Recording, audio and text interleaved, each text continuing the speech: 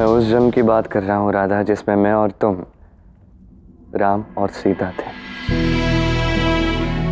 आज जो कुछ भी किया तुम दोनों को वही समझाने के लिए, उस समय का स्मरण कराने के लिए। इस समय में रावण ने सीता का अपहरण किया और उसे अपने साथ अशोक वाटिका ले गया। ओम नमः शिवाय, ओम नमः शिवाय।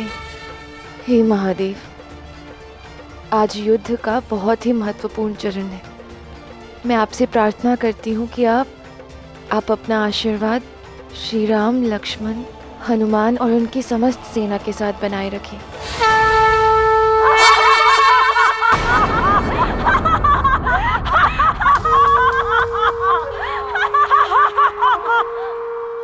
सभी प्रार्थनाएं व्यर्थ हैं, क्योंकि युद्ध में आज मेघनाथ लड़ने वाले हैं। जानती भी हो मेघनाथ कौन है? वे एक ऐसे योद्धा है जो आज तक किसी से भी नहीं हारे। सब उन्हें इंद्रजीत कहते हैं, क्योंकि उन्होंने देवराज इंद्र को पराजित किया है। और अब देवताओं के राजा उन्हें नहीं हरा पाए, तो तुम्हारे श्री राम क्या हराएंगे?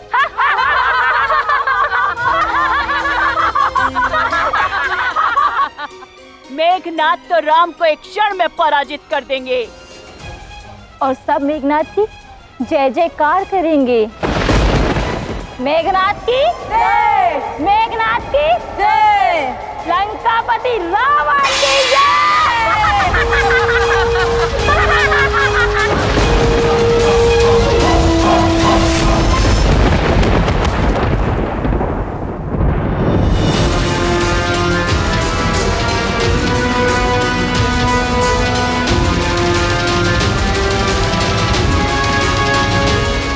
तुम लोग सीता से कुछ कह रहे थे?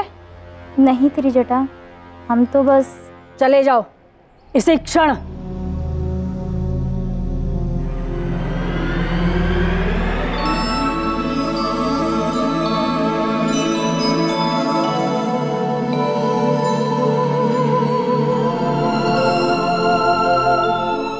क्षमा करना, इन्होंने आपकी पूजा में विघ्न डाला, परंतु आप चिंता मत कीजिए। युद्ध में विजय रावण की नहीं, श्री राम की ही होगी। धन्यवाद ये कहने के लिए। आप नहीं जानती कि आपने ये कहकर उस पर कितना बड़ा उपकार किया है। अन्यथा उस असुर का नाम सुन के तो मेरा हृदय ही बैठ जाता है। आप इन लोगों की बातों पर ध्यान मत दीजिए। मैं यहाँ पर हूँ ना, मैं सुनिश्चित करूँगी कि तुम्हारी पूजा में कोई विघ्न न डालने पाए।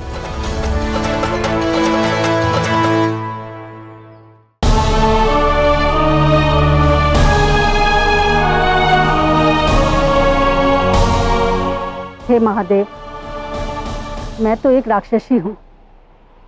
पता नहीं आप मेरी प्रार्थना को स्वीकार करेंगे कि नहीं, परंतु इतनी विनती करती हूँ आपसे कि आप सीता की प्रार्थना स्वीकार कर लीजिए और श्री राम को आशीर्वाद दीजिए, जिससे युद्ध में विजय राम की ही हो।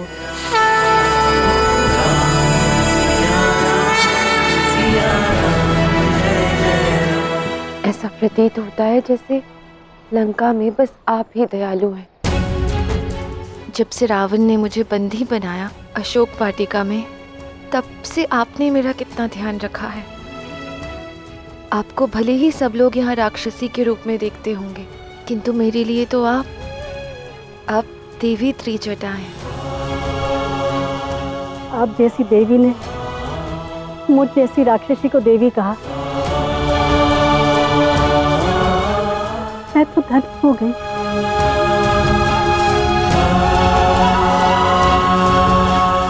लेकिन इस कहानी से हमारा क्या संबंध है भ्राता? अत्यंत गहन संबंध है। इस कहानी के अंत तक तुम्हें ज्ञात हो जाएगा।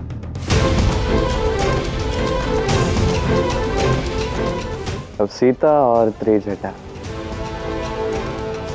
दोनों के विश्वास का परीक्षण हुआ। दोनों को विश्वास था कि श्री राम की ही विजय होगी, और फिर एक ऐसी सूचना सीता को मिली जिससे वो अत्यंत अचंभित हो गई।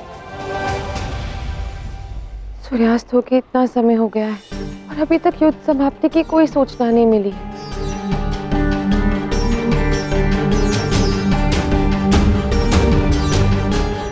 हमसे भयभीत होने की कोई आवश्यकता नहीं है।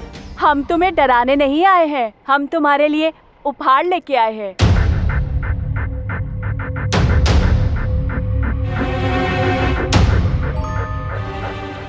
ये श्री राम ने भेजा है मेरे लिए। कब लेने आ रहे हैं वो मुझे?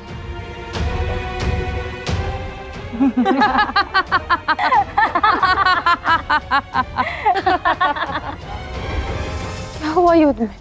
वही जो हमने कहा था, मेघनाथ विजयी हुए, इसलिए लंकापति रावण ने तुम्हारे लिए उपहार भेजे हैं, क्योंकि अब तुम्हें उनसे विवाह जो करना है। मेघनाथ की जय, लंकापति रावण की जय, मेघनाथ की जय, लंकापति रावण की जय।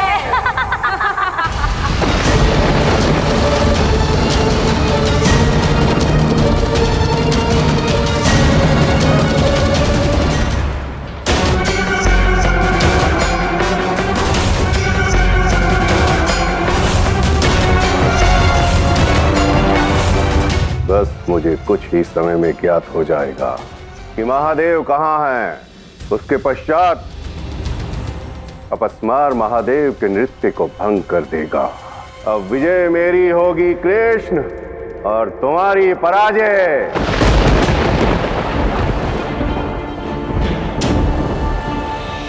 प्रतीत होता है महादेव के नृत्य से निकली ये दिव्य ऊर्जा किसी भी क्षण कान्हा की माया को तोड़ ही देगी। अब क्या करूं मैं? मेरी तो कुछ समझ में ही नहीं आ रहा है।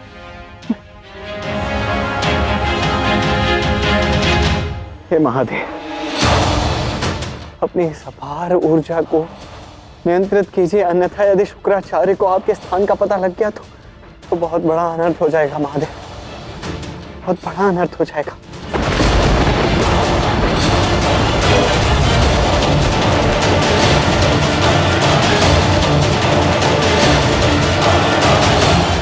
कदाचित महादेव तक मेरी प्रार्थना पहुंच ही नहीं रही। अब मैं क्या करूं?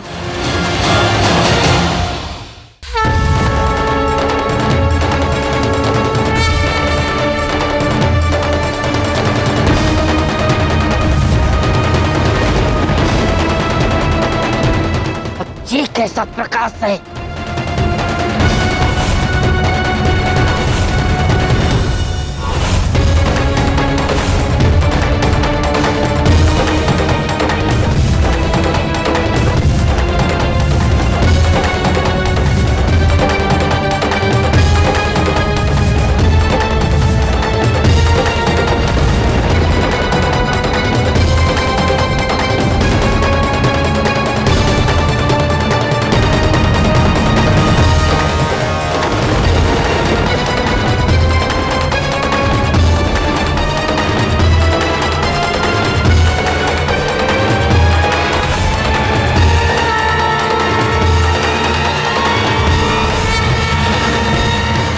महादेव की ऊर्जा ने कृष्ण की माया को तोड़ दिया है।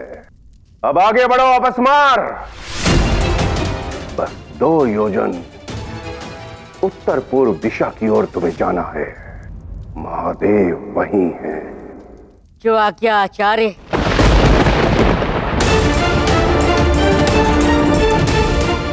ये तो वही मोरपंख है। इसी मोरपंख से तो कान्हा ने माया रची थी अपस्मार को रोकने की।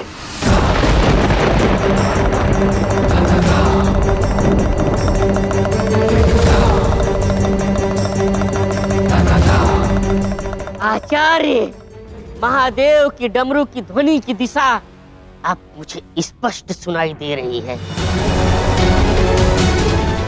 अब तो कृष्ण की योजना का अंत बिल्कुल निकट है आचार्य। यदि ये यहाँ आ चुका है, इसका अर्थ ये है कि कान्हा की माया टूट चुकी।